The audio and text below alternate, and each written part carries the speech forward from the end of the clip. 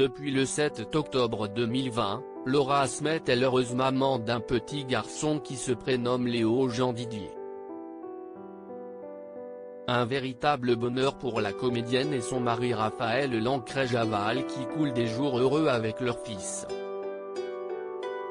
Si elle n'avait jusqu'alors pas beaucoup eu l'occasion d'évoquer sa grossesse, la fille de Johnny Hallyday Nathalie Baye a accepté d'en parler dans les colonnes de Madame Figaro, en insistant plus particulièrement sur son postpartum.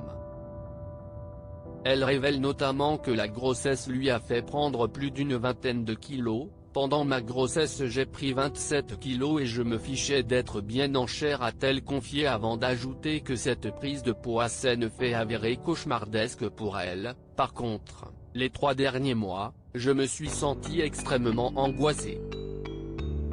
J'avais mal au dos, je dormais mal, j'étais dans un contrôle permanent, s'est-elle remémorée. Des mauvais souvenirs qui se sont aussitôt envolés au moment de l'accouchement.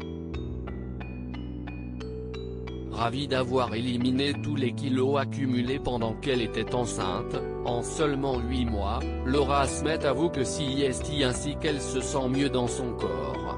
J'aime me sentir mince, mais jamais dans l'extrême, si j'ai faim je mange. Étant de nature assez stressée, je brûle facilement les calories, a-t-elle expliqué. Quel régime Laura Smet a-t-elle adopté pour perdre ses kilos de grossesse? Alors qu'elle admet avoir voulu retrouver sa silhouette d'avant-grossesse assez rapidement, Laura Smet n'a pas hésité à dévoiler le secret derrière sa perte de poids express. Je me suis remise au training intensif, mais j'y suis allée un peu fort et trop vite. J'ai également suivi un régime qui fonctionne bien sur moi, ne pas me priver pendant la journée et arrêter de manger à 18h30. J'ai aussi pu compter sur les talents d'une amie pour me faire du palpé roulé, car j'ai stocké beaucoup d'eau lorsque j'étais enceinte. Grande sportive, la jeune femme de 37 ans précise, pratiquait beaucoup de yoga, mais aussi de la marche, de la boxe et un petit peu de musculation.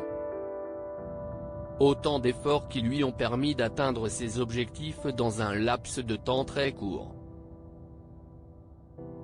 Si elle reconnaît avoir parfois du mal à accepter son corps, elle tient cependant à garder un rapport très sain avec celui-ci. Je reste bienveillante à mon égard, prône-t-elle.